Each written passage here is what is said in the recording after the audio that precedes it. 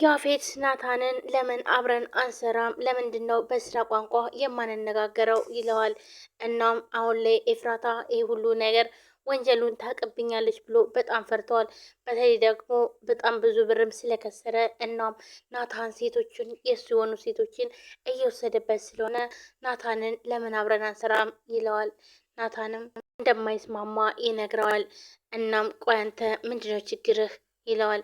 እና የኔ የሆነ ነገር መልስልኝ፣ ሴቶችን መልስልኝ እና ደግሞ በምላሹ ምን ልክፈልህ? ምን ልስጥህ? ይለዋል። ከምትለው በላይ ገቢ እያስገኙልኝ ነው። እናም አልመልስልህም፣ አልስማማም ይለዋል። ጽዮንም ለዳጊ ደውላ ለምንድን ነው ቴክስት የማትመልሰው? ትለዋለች። ወይዚ በጣም ይቅርታ አላየሁትም ነበር ይላታል። እና ታዲያ እንዴት ነው ልጅቷን አገኛት? ትለዋለች። አይ እስካሁን ድረስ አልወጣውም ይላታል።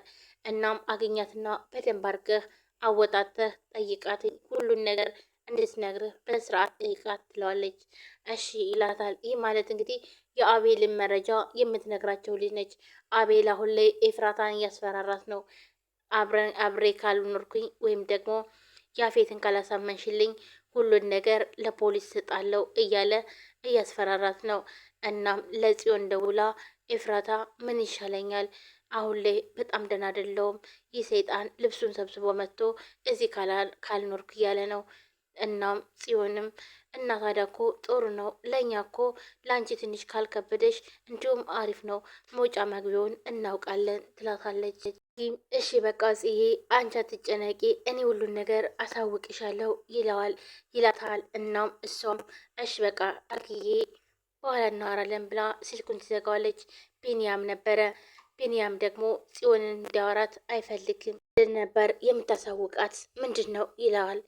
እናም እሱም በጣም የደነግጥና ደግሞ የያዝከው ስልክ የማን ነው ይለዋል። ቢንያም በጣም ደንግጦ አይ ምንም አይደለም እኔ ማንም አላወራውም ይላል። በጣም ደንግጠዋል። እና ስልኩ ደግሞ የኔ ስልክ ስታክ እያደረገ ስላስቸገረኝ አዲስ ስልክ ገዝቼ ነው ይለዋል። እባክህ ነው እንዴ ስልክ ስታክ እያደረገ አስቸግርህ? ዳጊ ቆይ ምን ለማድረግ እየሞከርክ ነው? ተናገር ይለዋል። ግን ራስን ችግር ውስጥ እየከተትክ አይደለም አይደል? ዳጊ ንገረኝ ብሎ ቢንያም ይጮበታል። እንዴ አጎቴ ምንም አይደለም እኮ አልኩህ። ደግሞ እኔ አሁን ላይ ህፃን ልጅ አይደለሁም፣ ራሴን አውቃለሁ። እናም አትጨነቅ እባክህን፣ ይልቀውስ እንዳያምህ ተረጋጋ ይለዋል። ደግሞ ሁሉን ነገር የማደርገውን ነገር አውቃለሁ ይላል። ይኸውልህ ስማ ዳጊ፣ ለምን እንደዚህ እንደምትሆን ይገባኛል ይለዋል። ቢንያም ደግሞ እልክ የትም አያደርስም። ይኸውልህ አንድ ነገር ልንገርህ፣ ላስጠንቅቅህም። ይኸውልህ ከዛች ጽዮን ከምትባል ጋር እያወራህ የተደዋወልክ ከሆነ አሁኑኑ አቁም ይለዋል። ይህም ቤተሰብ ችግር ውስጥ እንዳከተው እና ያችን ልጅ ድጋሚ እንዳታገኛት፣ ጽዮን የተባለች እንዳታገኛት ይለዋል። እንዴ ቆይ አጎቴ ምንድን ነው የምትለው? ይለዋል። አንተ ግን ስለ ጽዮን ምን ያክል ነው እንዴት ነው እንደዚህ ልትናገር የቻልከው? ጽዮን ለአንተ ምን ያክል እንደምታስብልህ አታውቅምና ነው? በደንብ አውቃለሁ። ይኸውልህ ስማ ዳጊ፣ እያስጠነቀቅኩ ነው ያለሁት፣ እንደ እድሜ ሆነህ ተቀመጥ ይለዋል። ይህ ማለት እንግዲህ ቢንያም ያው እሷ ያሳገተችው ነው የመሰለው። ምክንያቱም አቤል የነገረው እሷ ነች እንዲያግትህ ያደረገችው። እናም መንገድ ላይም ሆነ አላስከዳት ብለሃል፣ ለምንድን ነው ምን አባት ስለሆንክ ነው ብሎት ነበር። እና አሁን ቢላይ ቢንያም እሷ ያሳገተችው ነው የመሰለው። ለዛ ነው ዳጊንም እንዳትቀርባትኝ የሚለው ማለት ነው። ሰላም ሰላም፣ ውድና የተከበራችሁ የቻናል ቤተሰቦች እንዴት ናችሁ? ደህና ናችሁ? ሁሉ ሰላም ሰላማችሁ ብዝት ይበል። ለዚህ ቻናል አዲስ ነው ሰብስክራይብ፣ ላይክ፣ ሼር በማድረግ ቤተሰቡ ናችሁ ከልብ ነው የማመሰግነው። ውድ ቤተሰቦቼ ላይክ፣ ሼር፣ ሰብስክራይብ እያደረጋችሁ ለምታበረታቱኝ አመሰግናለሁ። ዛሬም በአዲስ ቪዲዮ መጥቻለሁ። ሐረግ ድራማ ቀጣይ ክፍል ይዤላችሁ መጥቻለሁ ማለት ነው። ሐረግ ድራማ እንግዲህ አጓጊ ላይ ደርሰናል ማለት ነው። በጣም የሚያጓጓ ላይ ነው ያለው።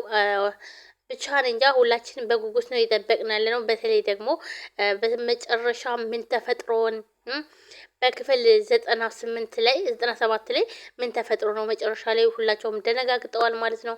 እንዲሁም ቢንያምም ሲቀጥል ደግሞ ዳጊም በጣም ደንግጠው ነው የወጡት። ገኒስ ምን ይገጥማታል?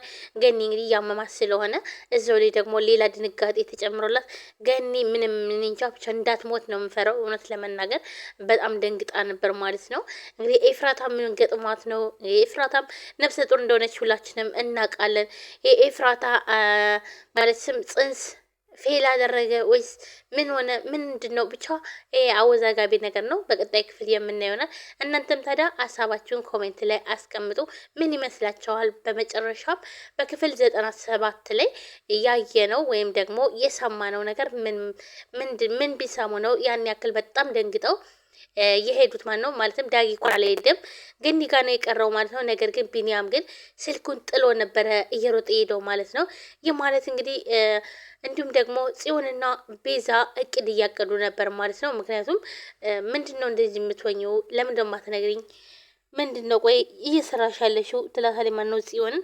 እሷም አይ ምንም ነገር እንደማሰራና ቀስ ብላ ደግሞ ይህ ነገር ደግሞ እንደምትነግራት ነበር የነገረቻት። እንዲሁም አቤል ኤፍራታ ጋር እዛ ካልኖርኩ ብሎ እያስቸገረ ነው ማለት ነው አሁን ላይ።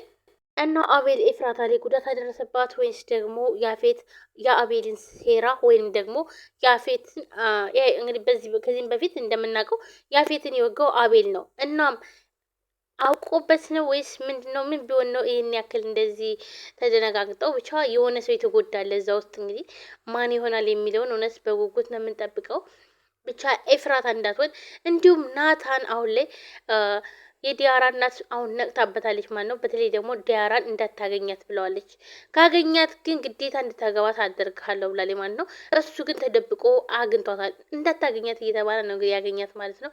ይህ ማለት ደግሞ እሷ ደግሞ የትም እንደወጣ የትም እንደሚሄድ ታውቃለች። ግን እኔ መጨረሻ ላይ ምንድነው ችግር ይፈጠራል ብዬ እያሰብኩት አሁን ናታን ፖሊሶች ጋር አብሮ እየሰራ ነው ማለት ነው። እና ግን መጨረሻ ላይ ምን ይፈጠራል የሚለውን የዲያራ እናት የናታንን ስልክ ከጠለፈችው በጣም አደጋ ውስጥ ነው የሚሆነው። ናታን ህይወቱንም ሊያጣ ይችላል ማለት ነው።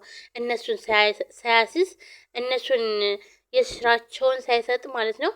እንዲሁም ሴቶች እዛ ጋር ታሽገው በተለይ ሔዋን እያበደች ነበር ማለት ነው። እየጮችም ነበር ማለት ነው። እንግዲህ እሷ ሴቶችን ለማስወጣት ነበር የሄደችው። ነገር ግን እሷም ገብታ እዛ ውስጥ እየተሰቃየች ነው ያለችው። እናም እርስ በርሳቸውም ይጣላሉ። እዛ ውስጥ ነው እንግዲህ ለእነሱ የሚያሽቃብጡ አሉ ማለት ነው።